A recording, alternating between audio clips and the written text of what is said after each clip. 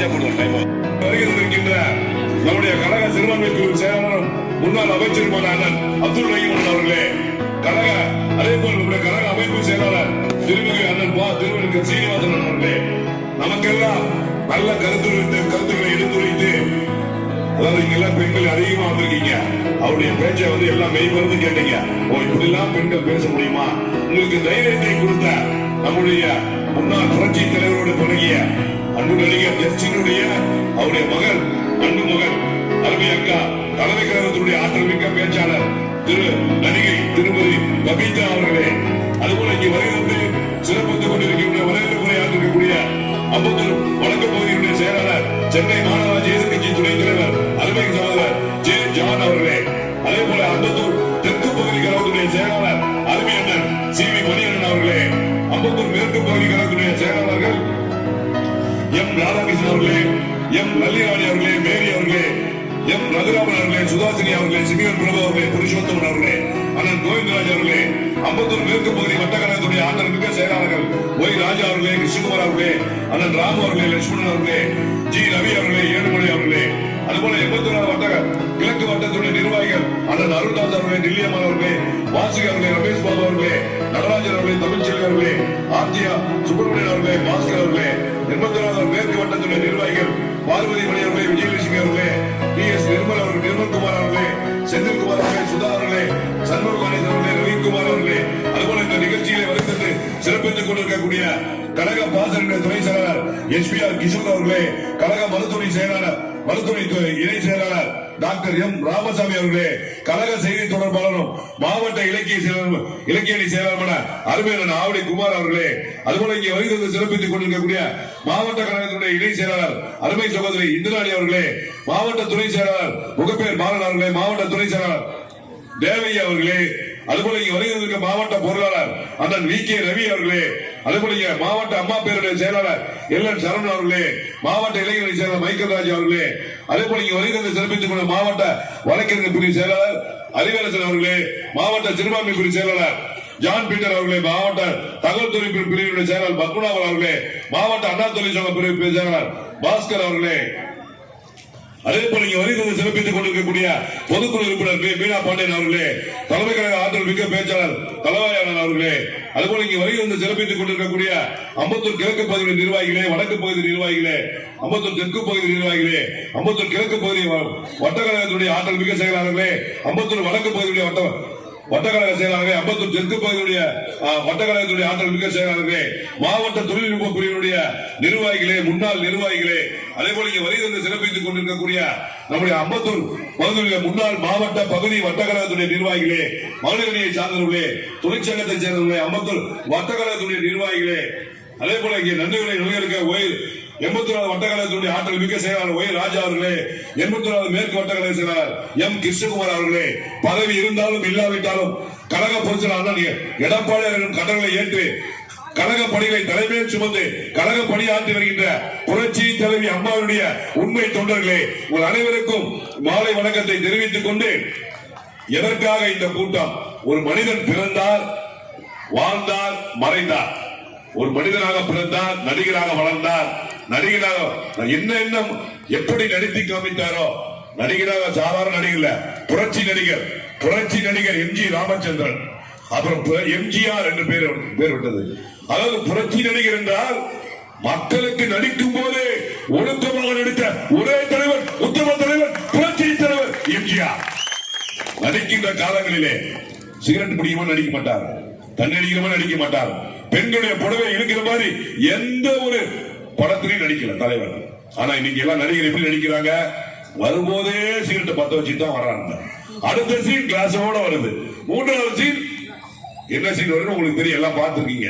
ஏன்னா எல்லாருமே இன்னைக்கு படம் தியேட்டர்ல போய் பார்ப்போம், டிவில கேபிள் டிவில பார்ப்போம். இன்னைக்கு வீட்டுல 5 பேர் இருந்தா 5 ரூம்ல என்ன பண்றோம், லேப்டாப் செல்ல வச்சுட்டு 5 ரூம்ல 5 படம் பார்த்துக்கிறோம். இன்னைக்கு எல்லாருமே பாக்குறோம். உலக விஷயங்கள் அத்தனையும் வீட்டுல உட்காந்து பார்த்துட்டு இருக்கோம். எல்லா விஷயமும் எல்லாருக்கும் தெரியுது. இன்னைக்கு எதற்காக ஒரு புரட்சி தலைவர் மறைந்தார்?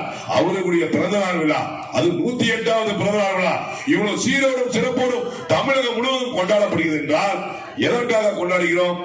புரட்சி நடிகர் நடிக்கின்ற பொழுதே விவசாயி, நாடோடி, அதாவது மண்டாரி மன்னன், படகோட்டி, ரிக்ஷாக்காரன், தாயக்காத்த தனையன், தாய்க்கு பின் தாரம் என்று மக்கள் அனைவராலும் பார்க்கக்கூடிய, நேசிக்கக்கூடிய, மக்கள் மனதிலே எம்ஜிஆர் எம்ஜிஆர் எம்ஜிஆர் என்று அனைத்து மக்களுடைய மனதிலும் உள்ளே புகுந்த தலைவர் என் தலைவன், தங்க தலைவன், புரட்சி தலைவர் எம்ஜிஆர்.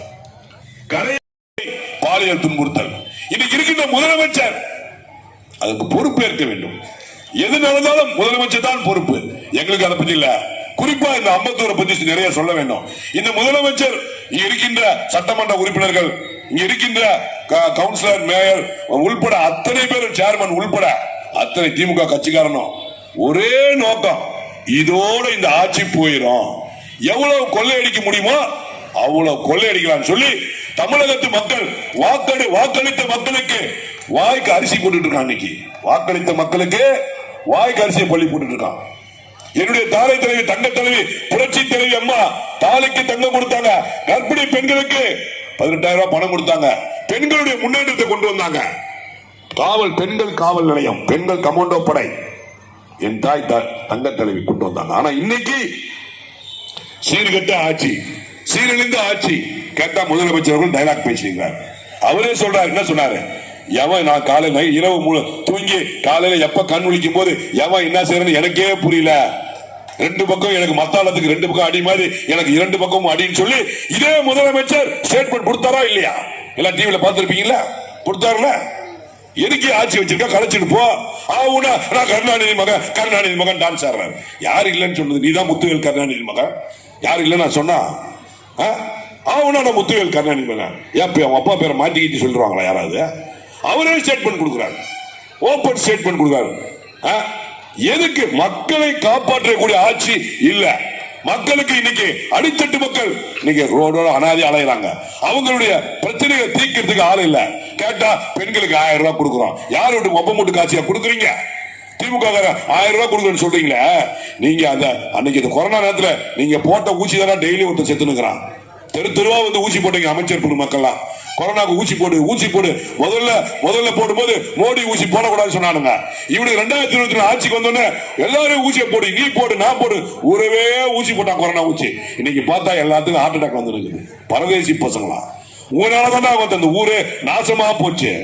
இன்னைக்கு கொரோனா ஊசி போட்டவன் 35 வயசு, 30 வயசு, 40 வயசு திடீர்னு ஹார்ட் அட்டாக் வருது. எப்படி வருது? அதனுடைய விளைவு நீங்க தானே அது காரணம். அந்த மோடி கொடுத்த ஊசியை தூக்கி இங்க போட்டு நாங்க தான் போட்டோம் மாறு தட்டினீங்க. ஆனா திமுக காரன் ஒருத்தம் கூட போடல அந்த ஊசிய. எவனும் சாக மாட்டான். 45 ஆண்டு 50 ஆண்டுகளுக்கு முன்னாலே சைக்கிள்ல போவாங்க. சைக்கிள் இப்படி போனா அந்த போட்டி பஸ் ஸ்டாண்ட் உடனே தானாக்காரர் போலீஸ்காரர் இன்னும் டபுள்ஸ் போறியான்னு பிடிச்சுப்பான். டபுள்ஸ் போறியா வா, ஃபைன் கட்டு 2 ரூபாய். இதையும் தவிர்க்க வேண்டும் என்று புரட்சி தலைவர் எம்ஜிஆர் அவர்கள் நானே போற சட்டம் நாடு நலம் பெறும் திட்டம் என்ற வகையிலே சைக்கிள்ல டபுள்ஸ் போலான்னு சொல்லிட்டார். அவர் போட்டதான் சட்டம். இன்னைக்கு சைக்கிள்ல டபுள்ஸ் போறாங்கன்னா சட்டமே கிடையாது. இன்னைக்கு கூட பிடிக்கலாம் காவல்துறை, சட்டத்துல எழுதல. ஆனா புரட்சி தலைவர் சொன்னா அது சட்டம், போலாம். அது மட்டுமல்ல, விவசாயிகளுக்கு இலவச மின்சாரத்தை கொடுத்தார்கள். பம்பு செட்டுக்கெல்லாம் 3 பேஸ் 5 பேஸ் இலவச மின்சாரம், உர மானியத்தை கொடுத்தார்கள். இப்படி மக்களுக்காகவே தன்னுடைய வாழ்க்கையை அர்ப்பணித்தவர் புரட்சி தலைவர் எம்ஜிஆர்.